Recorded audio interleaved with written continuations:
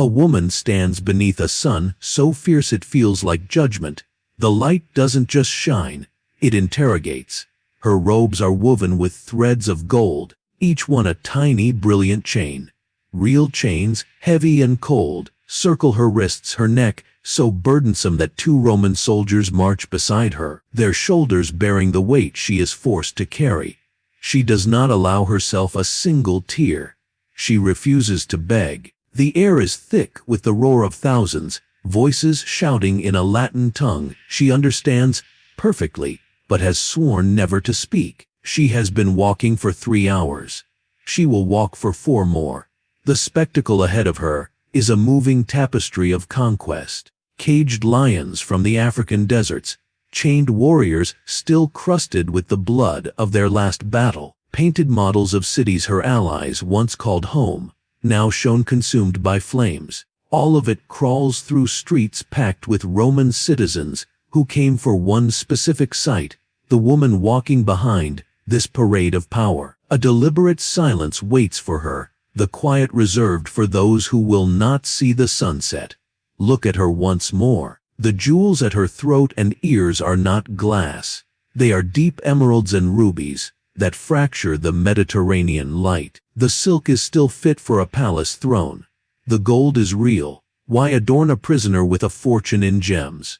Why dress a corpse in royalty? This is the moment history has chosen to fossilize the captured queen, the Roman triumph, the ultimate humiliation. But what you believe occurred in this moment is incorrect.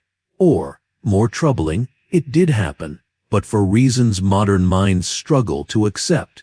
To comprehend what Rome truly did to the queens it captured, you must first understand what these queens were never permitted to be. If documented history still holds meaning for you, pay close attention, because the narrative you know is about to unravel.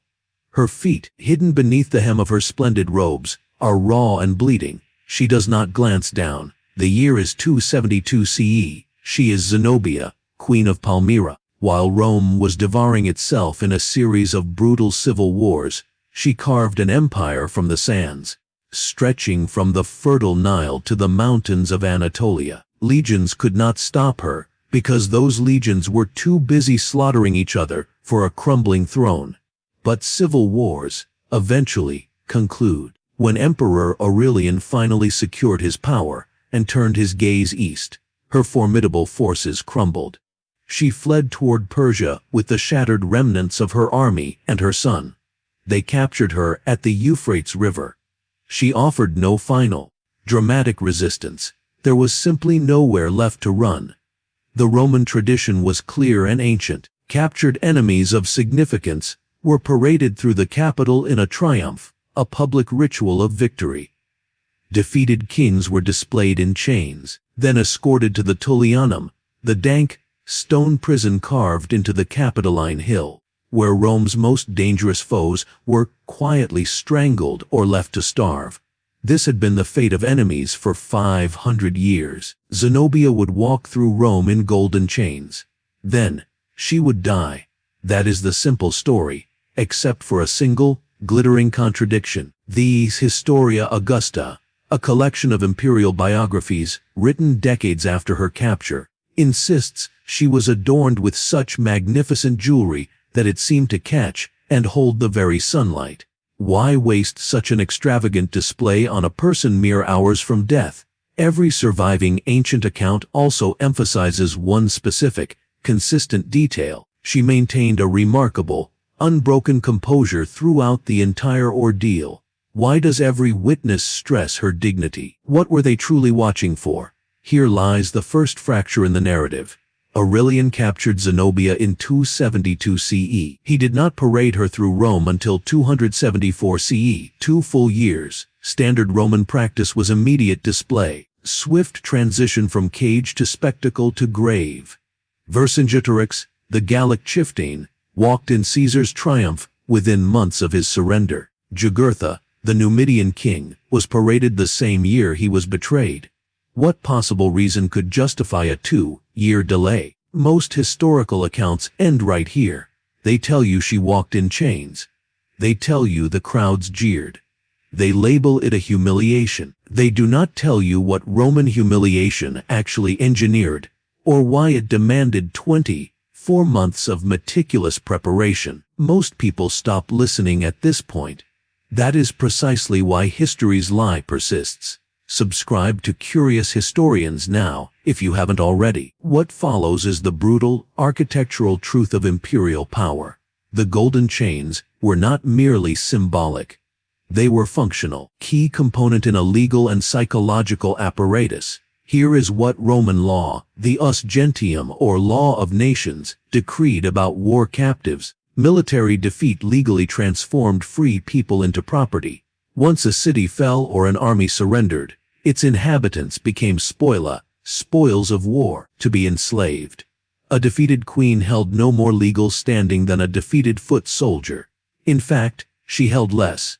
Roman law offered citizens protections. Flogging a citizen was a scandal, executing one without trial an outrage. Foreign captives held no such rights. They existed at the discretion of their captors, to be displayed, sold, or killed. The 12 Tables, Rome's foundational legal code, made this explicit. Prisoners of war were property of the Roman state. So if a captive queen was, by legal definition, a slave, why did Rome treat her so differently from other slaves? Consider the pattern. After Cleopatra's death, her daughter, Cleopatra Selene, was taken to Rome as a child. She was not executed. She was not sent to a mine or a household. She was married to a client king and sent to rule Mauritania. Why legitimize the bloodline of an enemy you just annihilated? Why restore royal authority to the daughter of the woman who almost destroyed the republic? Now, move to 60 CE Britain. King Prosciuttigus of the Iceni died, leaving a will that split his territory between his daughters and the Emperor Nero, a compromise meant to preserve some autonomy. Roman officials ignored it. They seized everything, declaring the kingdom forfeit. When his queen, Boudica, protested, they had her flogged publicly in front of her assembled people. Her daughters, likely teenagers, certainly unmarried, were violated by Roman soldiers, also publicly, also before their people. The historian Tacitus records this with what he calls unusual directness, emphasizing that even Romans found the act disturbing. The chilling problem is this: Roman law allowed it. Roman military culture normalized it. Captured women were considered spoils. This wasn't controversial. So why did Tacitus feel compelled to note the shock? What invisible line had been crossed? The Romans were not mindless brutes. They built legal systems that survived millennia. They wrote philosophies on virtue and justice. They understood the concept of dignitas, dignity. Therefore, when they stripped a queen naked and flogged her before her people, they were executing a precise calculation. They weren't merely punishing a person. They were answering a profound, dangerous question. The triumphs, the public displays, the careful choreography of a captured queen walking in chains. These were not about showing off a conquered enemy. They were about proving something Rome desperately needed its subjects and its allies to believe. To understand this, you must see what occurred before the triumph, in the months, the years, between capture and parade. Captive queens underwent a process Roman records scarcely mention, a process of preparation. The EF Historia Augusta notes Zenobia was so debilitated by her captivity that guards had to support her during the procession. Yet it clarifies this was not from torture. Her jewels and robes were intact. Her body showed no marks of lashing or burn. This points to a different kind of breaking: deliberate, calculated physical weakening, controlled starvation. Just enough food and water to sustain life, but never enough to maintain strength. Roman military doctors understood nutrition with grim precision. They knew exactly how much grain, how much protein, would keep a body alive while ensuring progressive muscle atrophy and sapping the will. The rations were delivered on irregular, unpredictable schedules, sometimes twice a day, sometimes once every 2 days. This unpredictability prevented the body from ever adapting, from finding a new equilibrium. Sleep deprivation was engineered through constant, managed disruption. Guards changed watch with maximum noise. Doors were slammed at random intervals. Torches were replaced at midnight, just as darkness might finally promise rest. The cell was never completely dark, never completely quiet, never a space one could master. Isolation alternated with forced interaction. Days of absolute silence, where no one spoke to her or acknowledged she was human, where food was pushed through a slot as for an animal. She was left alone with nothing but the growing weakness in her limbs and the echo of her former power. Then, sudden, pointless interrogations, questions about Palmyra's treasury she had already answered, about generals long dead, about her son's whereabouts. Questions with no purpose other than to force her to speak, to engage, to remind her she was still human enough to be questioned, before plunging her back into silence. The goal was not to damage the body visibly, but to ensure she could not stand without assistance, to ensure that on the day she walked through Rome, she would need Roman hands to hold her upright. The symbolism was intentional. She would try to walk in her own power, fail, and Rome would be there to catch her. But there was another, more sinister layer to this preparation, mentioned by sources only in passing. Captive royalty were required to watch. They were taken to the Flavian amphitheater, to the Circus Maximus, to observe other prisoners being executed. They watched gladiatorial combats, public punishments, criminals thrown to beasts. Cassius Dio mentions this detail regarding captives from Trajan's Dacian wars. They were brought to Rome early and regularly taken to the Colosseum, not to fight, but to observe. They sat in special guarded sections visible to the crowd, who could in turn watch them watch. Why? To ensure they understood the shape of mercy. They needed to witness what happened to those Rome did not deem valuable enough to preserve. They saw men torn apart by dogs. They saw gladiators bleed out on the sand to the sound of cheers. They saw prisoners of war, men who had once been soldiers and champions, reduced to actors in a fatal reenactment of their own defeat. They saw what execution looked like. So when Zenobia finally walked, weak and supported, she had already spent months learning exactly what she had been spared, and every Roman in the crowd knew that she knew. Before the triumph, the captive was then subjected to a grotesque restoration. She was bathed, anointed with oils. Her own royal regalia was returned to her, meticulously repaired and cleaned. Professional jewelers polished every gem. Her hair was styled by attendants in the precise fashion of the Palmyrene court. Every detail was perfected. This was not mercy. This was the creation of a perfect contrast. The message was not, "Look at our captive." It was, "Look at what power looks like when it can no longer protect you." Think of what the crowd saw. A woman draped in silks worth a fortune, adorned with jewels representing the wealth of an empire, every visible element shrieking of royalty, sovereignty, and divine right. Except she could not walk on her own.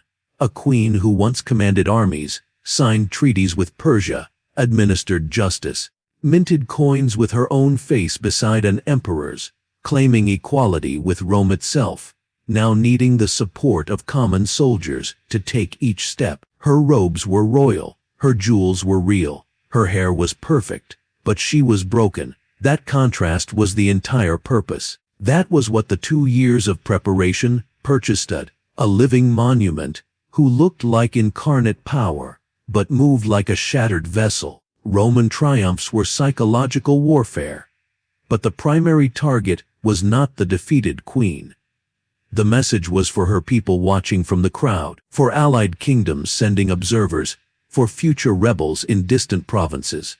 The subtext was always, if divine right could have saved her, it would have. If military genius could have saved her, it would have. If political cunning could have saved her, it would have. None of it did. Our power rewrites reality itself. But this still does not explain why some queens, like Zenobia, were allowed to live, while most captured kings were killed immediately after their triumphs. Vercingetorix was executed within hours of Caesar's parade. Jugurtha was starved to death in the Tullianum over 6 agonizing days. Simon Bargiora was strangled in the Forum during Titus's celebration. Zenobia, however, was given a villa in Tibur, outside Rome. Some sources suggest her daughters married into Roman senatorial families. Why? The answer lies not in what Rome did to its enemies, but in what it needed from its allies and subjects. By the 3rd century CE, the Roman Empire was an organism of unsustainable scale. It could not garrison every province, watch every border, or station a legion in every restless city. The math was impossible. With roughly 30 legions, about 150,000 legionaries, they had 1 soldier for every 300 souls in the empire. Not enough to occupy, only enough to punish. Thus, Rome ruled through a network of client kings, local rulers, who kept their thrones by accepting Roman oversight and supplying troops and taxes. This system demanded one thing above all: credibility. Client kings had to believe their cooperation would be rewarded with stability and wealth. They also had to believe, with bone-deep certainty, that challenging Rome meant total, irreversible annihilation. Not just death, but erasure. They were ruled through a fear not merely of conquest, but of worthlessness, the fear that everything you've built, your bloodline, your kingdom's memory, will be absorbed and forgotten, that your own children will become Roman. When Rome captured a queen, it faced a strategic choice. Execute her swiftly, cleanly. She becomes a martyr. Her people remember a hero who chose death over submission. Resistance becomes noble. Sacrifice becomes sacred. Stories of her courage inspire the next generation. Stories are the most dangerous weapon of all. Rome learned this with Spartacus, whose death fueled revolts for a century. The other option: let her live. Keep her visible. Let her age in comfort, but in irrelevance. Let her people see their mighty queen living as a Roman dependent, her daughters married to Roman men, her grandchildren speaking Latin, her bloodline dissolving into the empire that conquered her.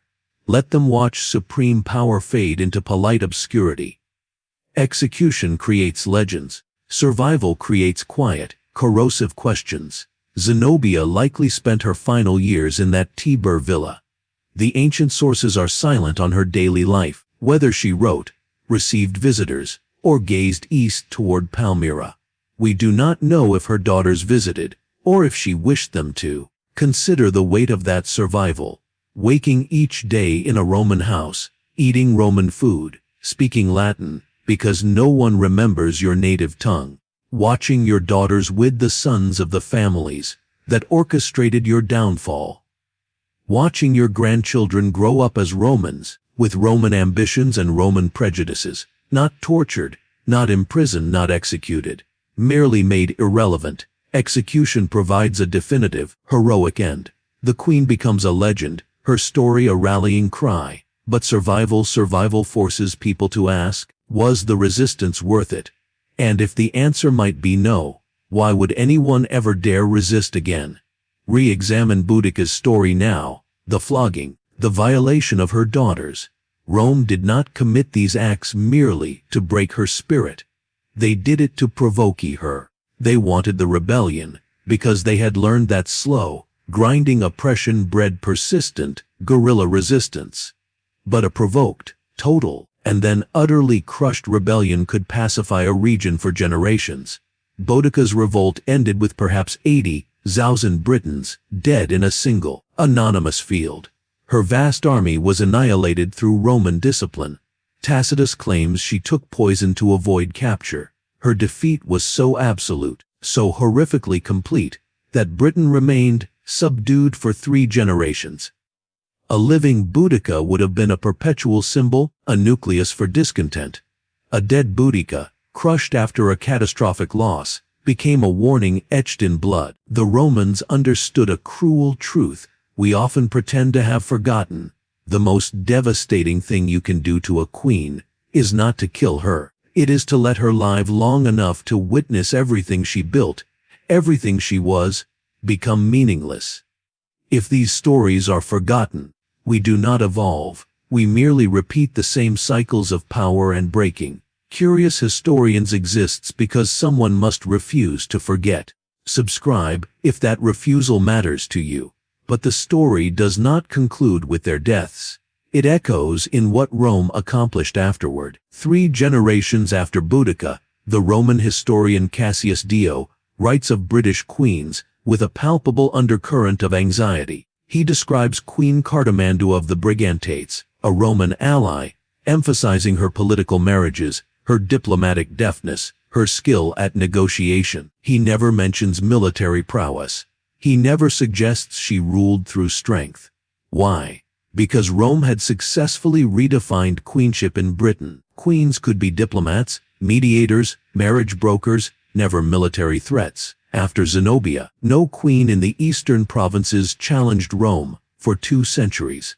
When Palmyra was eventually rebuilt, it never again crowned a woman. The state that had a lineage of ruling queens simply stopped, not because of a new law, but because of a living, painful memory. After Boudica, the Celtic tribes in Britain largely ceased burying women with the weapons of warriors. The archaeological record shows this shift clearly. This was not coincidence. It was learned behavior, a cultural adjustment to survive. The final bitter irony is this: Rome itself fell in 476 CE. The empire that perfected the art of breaking queens without killing them ultimately collapsed from within, crippled by succession crises and civil wars. And one of its fundamental, recurring weaknesses was that it could never successfully integrate female succession. Imperial wives, mothers, and sisters, women like Agrippina, Livia Julia Domna, wielded enormous shadow power, but that very ambiguity fueled instability and paranoia. The same system that so expertly dismantled foreign queens prevented Rome from stabilizing its own royal women, contributing to its long decay. The villa in Tiber where Zenobia may have lived out her days is now a forgotten ruin, unmarked, rarely visited. Meanwhile, the Mamertine prison, where kings like Vercingetorix and Jugurtha were executed, is a maintained tourist attraction. You can stand in the very cell where they died. Guided tours are given hourly. But there is no monument to what happened to the queens. No plaque for Boudica's daughters, whose names history did not bother to preserve. No memorial for the women who survived the triumph and then endured the longer, quieter punishment of living on. History remembers the executions because they are sharp, singular events. It forgets the survivals because survival was the punishment that lasted a lifetime. We have not ceased this practice. We have merely upgraded its technology. We no longer use golden chains or public triumphs, but we still measure power by who breaks publicly and who remains composed. We still watch powerful women fall and scrutinize their demeanor. Did she cry? Did she beg? Did she maintain her dignity? The tools have changed. The impulse is ancient. History asks, what happened to captured queens? The more revealing question is, what did Rome need these queens to have become in order for its empire to function? And in our modern world, in our courts of public opinion and media spectacles, have we truly stopped needing that? A 6th century Syrian chronicler preserved a fragment attributed to Zenobia. It may be invention, but it carries the ring of truth. In my time, I was one of the most powerful women in the East. Now I am an ornament in a Roman garden, useful only as proof that resistance ends in decoration. You have just witnessed a truth history tried to bury, not by destroying the evidence, by framing it as mercy or irrelevance. If preserving the uncomfortable, architectural truth of power matters to you, subscribe to Curious Historians. Do not let it stay buried. Zenobia died sometime after 274 CE. We do not know the exact year. We do not know the location of her grave. We do not know if anyone who loved her was there to mourn. That is not an accident of time. That was the entire, calculated point.